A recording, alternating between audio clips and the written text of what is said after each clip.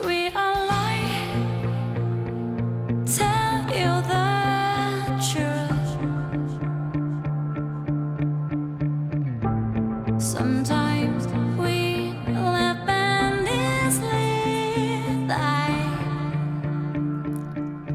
이 음악이 사용된 스카이 캐슬이라고 하는 드라마 인기가 고공행진을 그리고 있다고 합니다. 대한민국의 오랜 관심사이자 그만큼 여러 논쟁을 불러일으키는 이 상류층 사교육을 정면으로 다룬 그런 내용인데 어떻게 봐야 할지. 대한민국에서 가장 바쁜 사교육 강사 중에 한 명이셨다가 그동안 서울시 교육청 정책보좌관 또 민주정책연구원 부원장 등을 역임하셨죠. 교육평론가 이범 씨를 오늘 스튜디오에 직접 좀 모셨습니다. 어서 오십시오. 네, 안녕하세요. 네. 이범입니다. 예. 이 드라마 보시고 계세요? 사실 저는 거의 안 보고요. 근데 기사를 전 쭉 보기 때문에 예. 드라마가 어떻게 전개되는지는 계속 알게 되죠. 예. 혹시 이 드라마를 전혀 모르시는 분도 계실까 싶어서 제가 조금 소개해드리면 그러니까 사립대학, 대학병원 의사 또 법조인 출신의 로스쿨 교수들 이런 분들이 모여 사는 주거단지. 어찌 보면 우리나라 상류층 주거단지예요. 그죠? 주거단지 이름이 이제 스카이 캐슬인 거죠. 그러니까요. 예. 그리고 강남에 위치하고 있을 것이고 예. 그리고 거기 자녀들을 서울대 의대나 이런 데 보내기 위해서 입시 코디네이터한테 억대의 돈을 주고 뭘 하고 이런 모습을 쭉쭉 그리고 근데 예. 그들이 불행하게 되고 막 이런 것 스토리잖아요. 좀 서서히 불행해지고 있죠, 지금. 예. 많은 분들이 이 드라마를 보면서 첫 번째 던지는 질문이 저거 실화야? 이런 질문인데 예. 이범 씨 실화 맞아요? 코디의 존재 자체를 이렇게 의문시하는 분들이 계신데요. 코디는 확실히 있는 거고요. 다만 이제 사람들의 눈에 별로 띄지 않는 것은 아주 최상위도 아니고 극상위 시장에만 존재하는 이런 직업이기 때문에 일반인들은 코디라는 게 있는지 알 기회가 별로 없죠. 그렇죠. 그래서 많은 분들이 컨설턴트하고 코디를 헷갈리시는데요. 예. 컨설턴트는 이제 많은 대중을 상대로 영업을 하시는 분들이고 입시 전략 짜주는 그렇죠. 분들이고 전략 짜주는 분들이죠. 그래서 이제 이분들은 심지어 광고도 하고 드러내놓고 이제 많은 그 고객을 상대로 일을 하시는 분들이고 네. 코디는 컨설턴트 더하기 매니저예요. 컨설턴트도 하면서 매니저 역할을 겸하기 때문에 여러 명을 상대하기 어렵죠. 그렇죠. 상대적으로 매우 고액을 받으면서 한 명, 많아야 한 두세 명, 대개 한 명 정도를 이제 전담해서 관리해 주는 사람들이 코디고 네. 당연히 그 정도 돈을 지불할 수 있는 사람들은 극히 적을 거 아니에요. 억대인 거 맞아요? 저는 직접 제가 들은 바로는 700만 원, 800만 원 받는다는 분까지 봤고요. 한 달에 800이면 벌써 한 1억 되잖아요. 그러니까요. 1000만 넘게 받는 분들도 있다고 들었어요. 그분들은 직접 보진 못했지만 그 수준은. 그러니까 이제 억대 넘어가는 분들은 충분히 있을 수 있다라고 생각이 되죠. 그런 분들은 뭐 하던 분들이 뭐 출신이에요?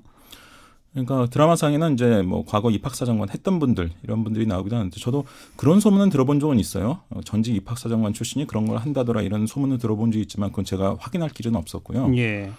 이런저런 이제 여러 사교육업계에 있었던 분들이죠.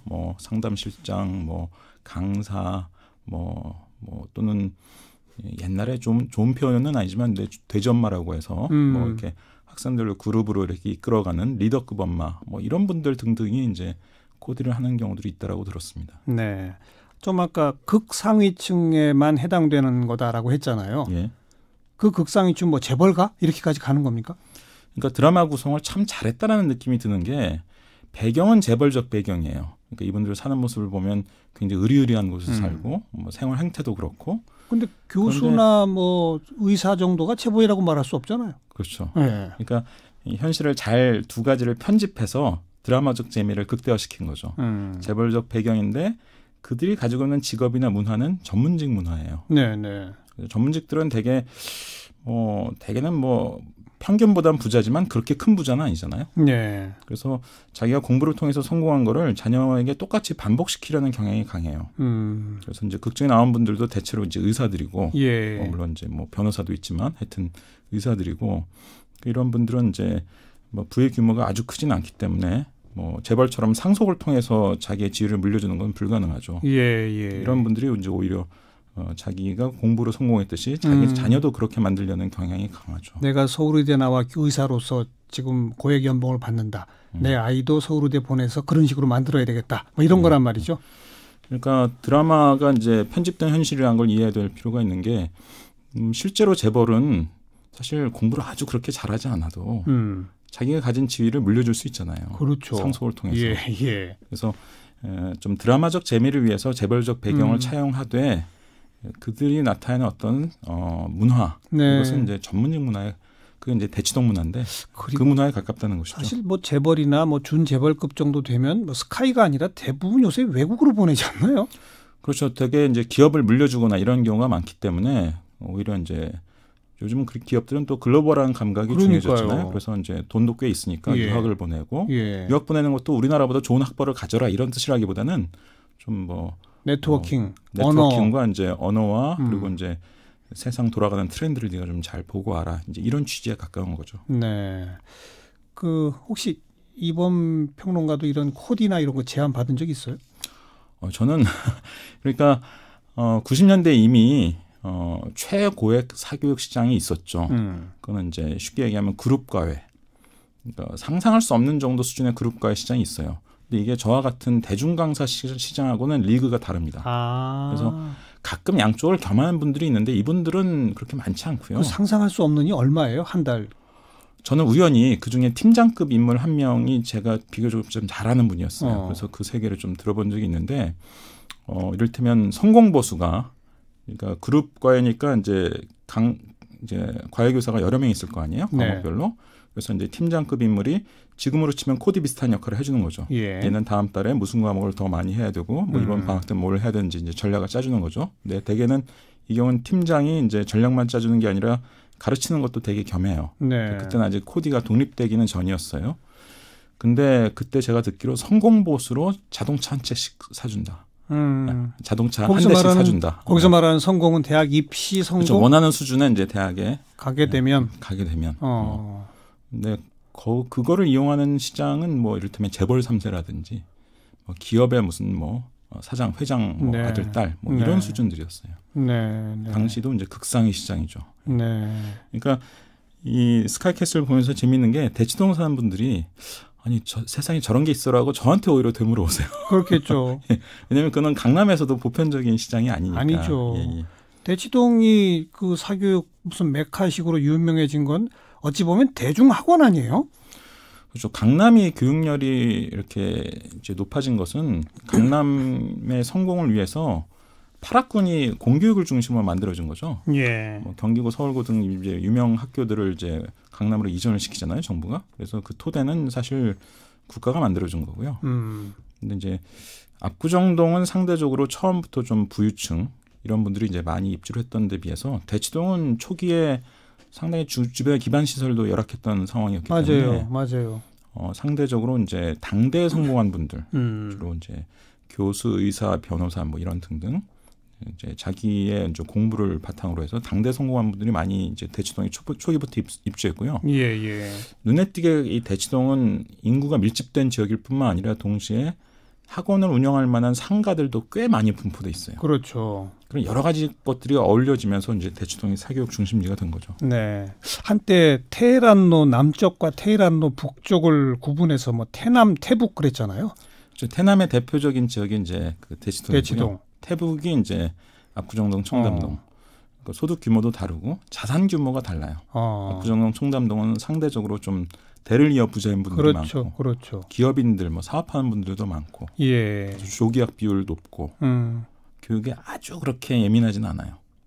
근데 이제 대치동에 사는 분들은 부의 규모가 상대적으로 적고, 그리고 이제 당대 성공한 분들, 전문직 많고, 네. 스카이캐슬에 묘사된 그런 아이를 전문직으로 만들어서 꼭 성공시키겠다 이제 이런 문화는 사실 대치동에서 흔히 볼 수 있는 그런 현상이죠. 네. 그런 점에서 태북과 태남이 좀 다릅니다. 그럼 이 드라마 스카이캐슬은 어찌 보면 두 가지를 섞어놨네요. 압구정동적 그 배경과 압구정보다 더한 거죠. 드라마에 그려진 건 거의 재벌 수준이니까. 그러니까요. 압구정도 사신 분들이 뭐 그리고 아무튼 뭐 억대 코디를 쓸 정도라고 보면 대치동도 일반적이지 않은 거니까. 그렇죠? 그렇죠. 그러니까 그 드라마에 묘사된 분들의 평균적인 부의 규모는 압구정동을 능가하는 그런 정도 수준이고. 그런데 교육열은 대치동적인. 그렇죠. 대치동적인 교육열이죠. 그게 결합되어 있는. 그래서 작가가 굉장히 잘 구성을 했구나 그런 느낌이 들어요. 현실을 그대로 보여준다고 꼭 인기를 끄는 건 아니잖아요. 그러니까요. 현실을 짜집게 했는데 우리 주변에 흔히 보는 현실이 아니라 극소수에서 볼 수 있는 어떤 현실을 탁 집어서 드라마화한 그런 거다 이거죠. 그렇죠. 예. 게다가 과거는 아까 뭐 팀장, 뭐 코디 이런 식의 표현을 쓰셨는데 그냥 과외를 통해 가지고 학업 성적만 늘리면 됐다면 요즘은 소위 학종 시대가 되면서 예. 코디가 해야 할 일이 더 많아진 거죠. 그렇죠. 그러니까 제가 우리나라 사교육에 영향을 주는 요인을 크게 8대1로 보거든요. 8은 이제 구조적 요인, 그러니까 대학 서열이 심하다든가 노동시장으로 인한 어떤 여러 가지 문제라든가 이런 이제 것이 사교육과 경쟁을 일으키는 요인의 80%라면 네. 20%가 이제 그 선발제도, 입시제도와 연관된 요인이에요. 그렇죠. 근데 크게 보면 이게 이제 난이도라든지 입시의 난이도라든지 복잡성. 그러니까 내가 하나의 전형으로 대학을 가기로 정했는데 이 전형에서 요구하는 게 너 A도 잘해야 되고 B도 잘해야 되고 C도 잘해야 되고 동시에 여러 가지 것들을 복합적으로 요구하게 되면요. 네. 당연히 전략에 대한 수요가 늘어납니다. 그래서 이건 꼭 학종에만 국한된 문제가 아니에요. 그렇죠. 그렇죠. 10년 전에 죽음의 트라이앵글이라는 말이 있었습니다. 그래서 당시 정시로 대학 가려면 수능 성적 더하기 논술 성적 더하기 내신 성적이었기 때문에 이거저거 다 잘해야 돼요. 맞아요. 그러면 내가 다음 방학 때 뭐에 더 중점을 둬서 어떻게 준비해야 되지? 이런 전략에 대한 수요가 막 생깁니다. 네. 또 한 20년 전에 90년대 중반으로 가면요. 당시 입시제도가 기가 막혀서 수능도 보고 내신도 보고 그때 본고사가 잠깐 부활됐었습니다. 네, 네. 그러면 여러 가지를 동시에 다 해야 되니까 예. 전략에 대한 수요가 늘죠. 예. 학종도 그 패턴입니다. 학종도. 예. 내신 성적 들어가죠. 그리고 수능도 최저학력 기준이라는 이름으로 상당히 많이 들어가고 거기다 이제 더해서 뭐 독서 이력, 동아리 활동, 봉사 활동 제일 심각한 게 이제 소논문하고 수상 실적인데 교내대 수상 실적. 그렇죠. 소논문은 다행히 올해 9월부터 없앤다고 정부가 선언을 했는데 수상 네. 실적은 학기당 하나씩 계속 쓸 수 있으니까 그러니까 결국 이제 해야 될 게 굉장히 많은 거죠. 뭐 유명 산악인을 리더로 외국의 유명 산을 등반하고 그걸 영상에 담아 편집해서 대학 들어갈 때 포트폴리오로 제시하는 심지어 이런 것도 있다면서요. 그거는 학종에서는 조금 써먹기 어려워요. 최근에는. 왜냐하면 요즘 학종은 초기 입학사정관제와 조금 달라져서 교내 활동을 중심으로 쓰게 돼 있어요. 그래서 내가 해외 가서 뭘 했다 이런 건 요즘은 거의 못 써먹습니다. 한때는 그런 것도 먹혔다는 한때는 거죠. 이제 그런 게 이제 먹혔었죠. 2010년대 초반에는. 네.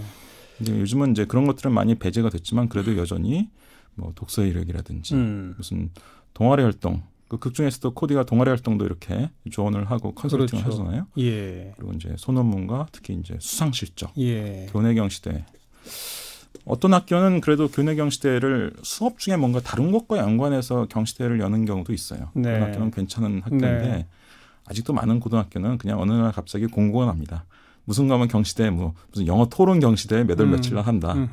그러면 대개 이제 부모와 사교육의 도움을 받아가지고 준비를 하는 경우가 많죠. 네. 극상류층 일부에 해당되는 얘기지만 억대에 이런 코디를 붙여서 이렇게 하면 성공이 높아집니까? 아니 도움이 없는 경우보다는 나아지지 않겠습니까? 아까도 제가 말씀드렸지만 아니 뭐 이런 얘기하는 분들이 있어서 예. 그쯤 되는 애들은 굳이 그렇게 비싼 돈 안 붙이고 놔둬도 서울대 가래들이었다 이런 말도 있잖아요. 물론 그 말에도 공감을 합니다. 공감을 하지만 부모 입장에서는 그렇게 생각하기 어려울걸요. 내가 부모다. 근데 우리 애를 꼭 의대를 보내고 싶다. 꼭 서울의대 아니라 할지라도. 그러면 이과 중에서도 최상층에 들어가야 되거든요.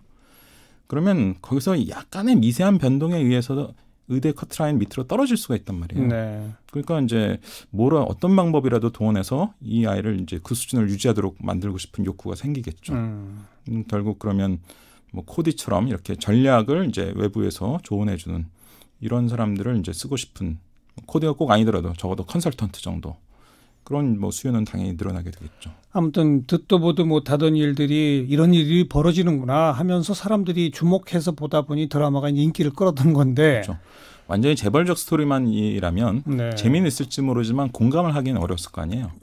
하지만 우리나라 이제 대입 열기, 교육열 이건 상당히 공감하기 좋은 소재 아닙니까? 근데 대부분의 시청자들은 이런 걸 보면서 나는 우리 애한테 저렇게 못해 이렇게 될 거 아닙니까? 그렇죠. 드라마에 묘사된 건 매우 극단적으로 그러니까요. 상당히 과장된 현실이니까요. 그러니까 나는 저렇게 못해 하면서 좌절감을 느끼게 될까요? 저건 다 필요 없는 일이야라고 느끼게 될까요? 그러니까 이제 우리가 이 꽉 막힌 이 캐슬에서 집단적으로 이제 벗어나야 된다는 그런 이제 자각을 할 때가 왔다고 봐요. 저는 우리나라 교육이 이제 갈 때까지 갔다고 보는데 그렇죠. 그것의 단면을 이 이제 스카이캐슬이라는 드라마가 보여주는 거고요. 오죽하면 애를 안 낳는 시대가 됐습니까? 네. 그러니까 설문조사에 보면 결혼을 안 하는 이유는 이제 뭐 주로 그 소득하고 이제 주거 문제를 얘기하지만 애를 안 낳는 이유를 물어보면 다 첫 손을 꼽는 게 교육이고 그다음에 보육이에요. 그렇죠. 그러니까 지금 우리나라가 전 세계에서 출산율이 꼴찌인 나라가 됐는데 그래서 집단적으로 탈출할 수 있는 새로운 솔루션을 만들지 않으면 앞으로 좀 더 지나면 더 지옥이 될 수도 있다. 그래서 그 새로운 솔루션의 방향만 좀 얘기해 주시면. 저보고 유럽처럼 유럽의 여러 나라들이 대학이 평준화된 체제거든요. 네. 프랑스는 그나마 이제 별도 엘리트 교육기관 그랑제 꼴이 있지만 독일이나 스웨덴은 진짜 평준화입니다. 그렇죠. 근데 그게 가능했던 이유는요. 유럽은 사립대가 없어요. 예. 거의 사립대가 없고 그렇죠. 그래서 프랑스도 1969년에 단번에 이제 평준화가 가능했던 네. 겁니다. 근데 우리나라는 모든 대학생의 75%가 사립을 다니고 있고 그렇죠. 특히 서울 수도권은 대부분 사립대여서 사립대가 공유할 수 있는 사회적 대타협 모델을 만들어야 됩니다. 그래서 저는 사립대의 대규모 재정 지원을 대가로 학생 선발 시스템을 맞바꾸는. 네. 뭐 하여튼 제가 가진 아이디어는 그거고 예. 그걸 제가 좀 요즘 체계화시켜서 책도 한 권 쓰고 있고 그런데 예. 그런 식으로 좀 집단적인 어떤 새로운 파격적인 대안을 통해서 탈출하는 과정이 없다면 뭐 앞으로 더 지역이 될 가능성이 충분하다 이렇게 보입니다. 네. 구성권님께서 이 방송 들으시다가 우리가 성공이라 부르는 게 과연 뭘까요? 아이들의 행복은 무엇인지 답하기 쉽지 않네요. 이미 부가 모든 삶의 목표가 된 것 같아 안타깝습니다. 이런 의견 주셨는데 그 드라마에도 아이들의 행복 그런 거는 아예 등장은 안 하죠. 그렇죠. 어떤 아이가 이제 극 중에서 반항을 하면서 뭐 그런 식으로 내뱉는 경우는 있지만 실제로 이제 아이의 행복보다는 일단 얻게 되는 사회적 지위, 당연히 이것을 이제 우선시해서 생각하는 그런 문화가 지배적으로 그려져 있고요. 그러니까 기성세대가 좀 이해해야 될 것은 기성세대는 스카이를 가기 위한 경쟁이 예전부터 있었죠. 성공하기 위한 명문대를 가기 위한 경쟁이 옛날부터 있었던 건데 2000년대 이후에 이제 우리나라 사회 양극화가 심해지면서 인서울이란 말이 등장합니다. 맞아요. 인서울과 이제 직어국은 지방 거점 국립대인데 네. 이게 이제 요즘 사회학자들이 연구한 걸 보면 좋은 일자리 25%, 그렇지 않은 일자리 75%로 이렇게 양극화돼 있다고 그렇죠. 표현하거든요. 그렇죠. 그럼 25%로 갈 수 있는 학벌과 스펙의 마지노선이 어디냐? 그게 이제 우리나라 인서울과 직어국이다. 대기업과 중견기업의 이제 서류 심사 통과할 수 있는 그 정도 네. 이제 수준인데 네. 그게 인서울 직어국이라고 보는 거예요. 그러니까 단순히 성공하기 위해서 명문대 가기 위해서 하는 경쟁, 스카이를 가기 위한 경쟁은 옛날부터 있었던 건데 거기다가 이제 공포로 인한 경쟁, 75쪽으로 가지 않기 위한 경쟁이 이제 덧붙은 거죠. 그래서 굉장히 경쟁의 양상이 예전과 달라졌습니다. 네. 아이들이나 학부모나 많이 이제 겁에 많이 질려 있는 상황이죠. 그렇죠. 그래서 지금 갈 때까지 간 모습을 보이고 있는 그 단면이 스카이캐슬 드라마다. 더 이상 어디까지 갈 거냐? 이제는 획기적 전환을 해보자. 이런 제안의 말씀까지 오늘 일단 여기서 좀 마무리를 짓겠습니다. 교육평론가 이범 씨 고맙습니다. 예, 고맙습니다.